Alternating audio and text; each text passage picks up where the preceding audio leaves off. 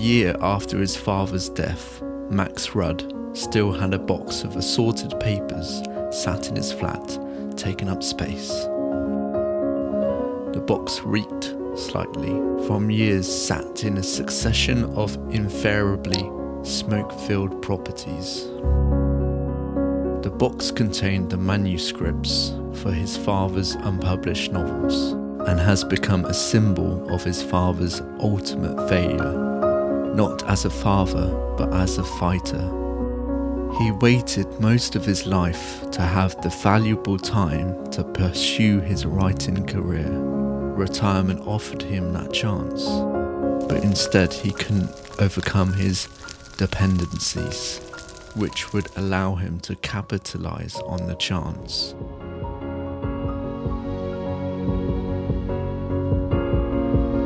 Now he was gone, and everything Ian Rudd had hoped for sat in one dirty box in his son's hallway.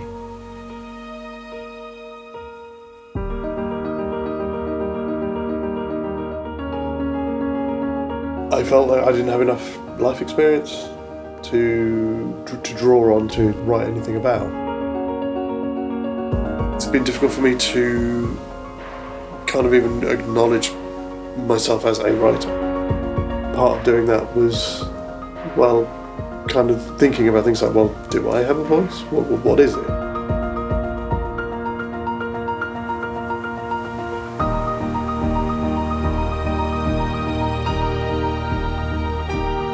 Still struggling with his own grief at never convincing his father, there was still so much in life to fight for.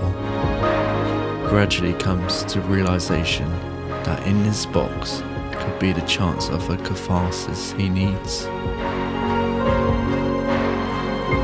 It started because after my dad died, I had a lot of his things left, amongst which was a lot of his own writing, which was never published or was never at a stage where he was happy with it to be published.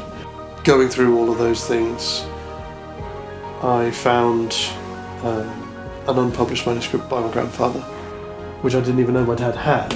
It kind of made me feel like all of this stuff is sitting there, not doing anything. Knowing how much of a passion that my dad had for these things, it just made me feel that they needed to go somewhere. It's 3 generations of writers, but we all write about very different things. My grandfather's use of language and how that varies from my dad's and from my own. It's been difficult to juggle trying to put in enough hours. A lot of this I'm doing from scratch. Just not knowing what's the best decision. I mean, the job I was doing before last year, so there's been moments where I was thinking about it, thinking, is this the wrong path to take? Am I sinking lots of money that I could be using to improve my skill set as an actor? It's a difficult thing for anyone to take on, especially when you're trying to work on it on your own. Probably the hardest thing from in terms of the business itself, especially recently, has been accepting help. A lot of the things that I've done is I very much find my own way and figure out how to do things myself. But recently it's come to a point where it's getting to the point where it's bigger than me. So surrendering part of that responsibility to somebody else, that's been really difficult.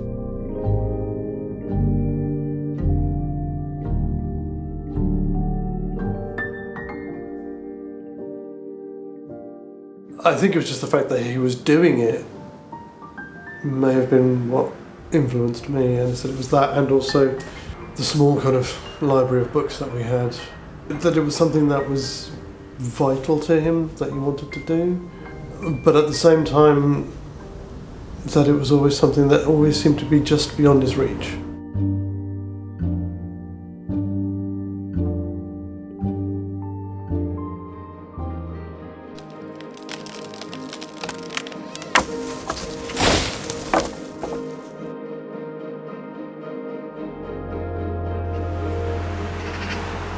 As you can see, this tree fell on the 10th of July 2014,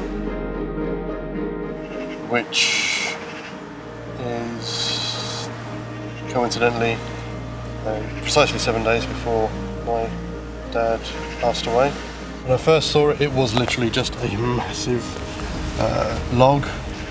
We came here a couple of months after this for my dad's wake after he was cremated up at Earlham Crematorium up the road. This isn't somewhere where my dad ever came, and the associations are somewhat arbitrary. As tenuous a link as it may seem, it did bring back a lot of memories. As far as I'm concerned, if they evoke or provoke the right emotional reactions, stir the right memories, then that's a valid link.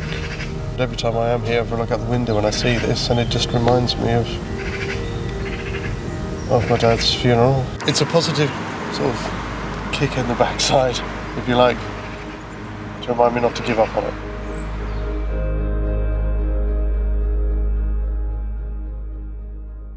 After his father died, it became more clear then you need to start doing something about this now, because it was going to become a legacy for his family. I was lucky enough to have a good circle of friends who are willing to get in and help.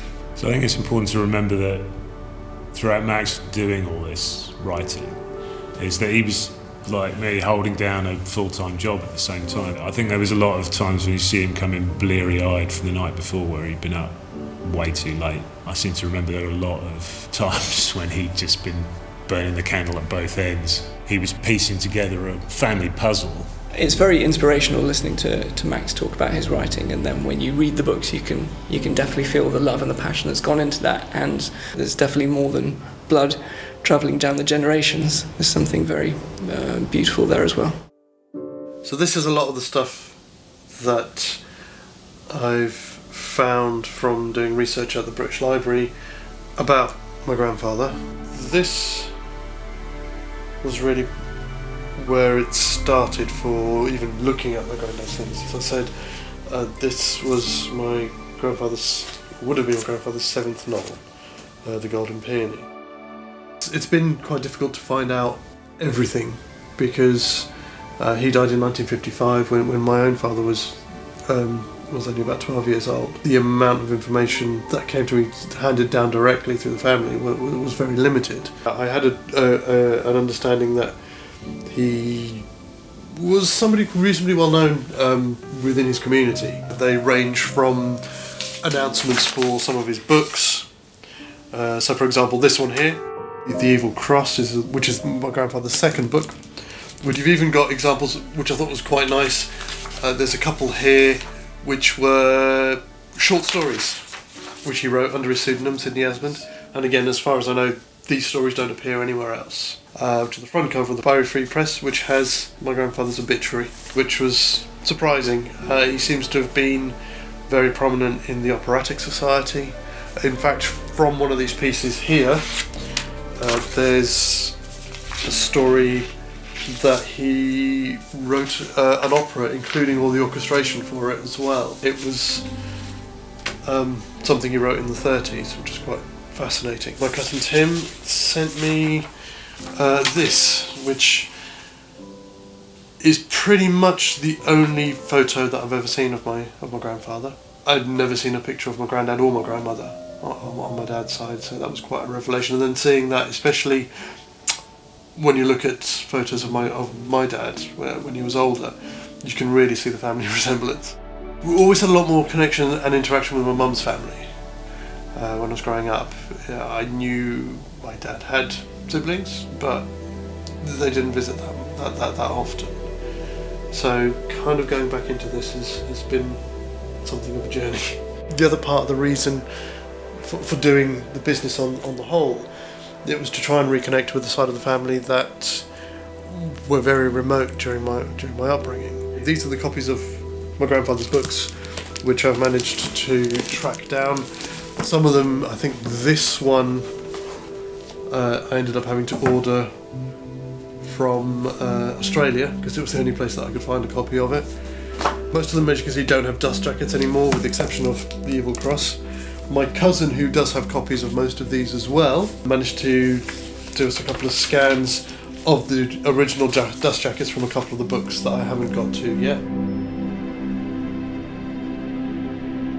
The Englishman stirred into a more comfortable position. The incessant rattling of the train was distracting, and he had much to think about. Conditions in Germany were deplorable. He had realised the intolerable state of affairs months ago. Food quality was poor and meagre. Intrigue stalked with sinister purpose. In the background of all the sacrifice lurked the shadow of concentration camps, prisons, and the executioner's block. The dawn each German had hailed with expectant hopes of an El Dorado had faded into the blackest of nights. They had merely exchanged the yoke of Kaiserism for the fetters of Nazism, which constituted the old civility in a new form. Every man was a slave to a vast military machine, every woman the chattel of a predominant state, and every child swallowed by the maw of a monstrous jingoism. You're not just reading another war story, you're reading stories that were written and released at the time, and which have been read by people who lived through the war. There's some swathes of books that were printed at that time that have fallen out of print and out of view from the world, and I think it's great that he's resurrecting them and giving them a second chance. I don't think he ever really did stop writing. I mean, he felt he had something to say, no doubt inspired by his own dad's work. It was difficult, I think, for him to do that while he was supporting a family. There's quite a difference between a lot of the pieces that he wrote. I mean, Daffodil Cottage, which was the one book that was published, is quite definitely a children's novel, whereas some of the other pieces that he wrote are very much more adult in their themes. There's to my two sons, Pierre and Max, because it was from their breakfast time chatter when they were both young that the idea came to me. Albert Sparrow moved slowly and inquisitively closer to the rusting rim of the metal guttering that protruded from the weather-beaten thatched roof of Daffodil Cottage. He peered in silent amazement at the large white car parked in the narrow lane beside the cottage's open wooden gate. Earlier he had seen two men, dressed in snowy white coats, enter the old woman's nest with a strange bed which they carried between them. Much to Albert's surprise, they reappeared carrying the frail old lady in the bed, wrapped snugly in a warm red blanket, her head propped up by a clean white fluffy pillow. Her aged face showed signs of recent tears, and, on seeing Albert's little face peeping above the black guttering, she raised a wrinkled hand and waved a silent farewell to him. Gently the men lifted the bed into the open doors of the waiting vehicle. While one of them stayed with the old lady, the second firmly closed both doors before entering the front of the strange machine and driving slowly along the autumn-dressed line of trees growing in the garden. I don't know how much more beyond what he'd written that he would have wrote. Whether that was purely because it was the wrong time in his life to do it, whether he'd missed his window, if you like, to do it. The only thing I think I would say that it has helped with is helped me defining my own style. When you're editing other people's works, it's a bit of an effort to remain as true to their style as you can. I suppose there's a degree of validation for what I do as a writer.